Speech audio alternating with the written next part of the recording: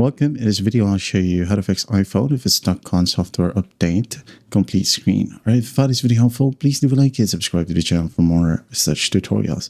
It's actually pretty easy to fix, okay? All you gotta do is just go ahead and perform a forced restart.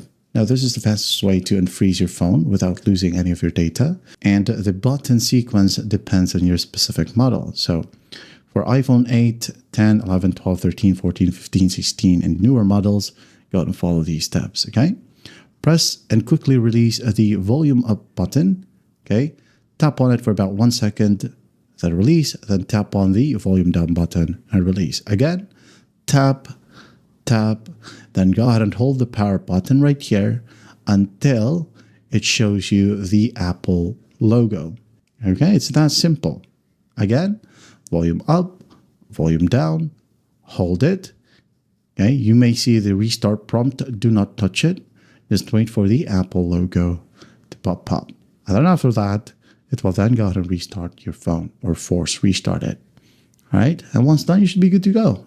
Now, if you're using iPhone 7, okay, press and hold both the volume down right here and then the power button at the same time. Okay. So hold down, volume down, and power button simultaneously for about 5 to 10 seconds or until the Apple logo appears.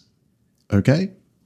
So for iPhone 6 or older iPhone devices, you can just press and hold both home button, this one, and then the power button until the Apple logo appears. That's basically it. That's how simple it is to fix iPhone if it's stuck on software update complete screen. I hope this video helps and I'll see you in the next one.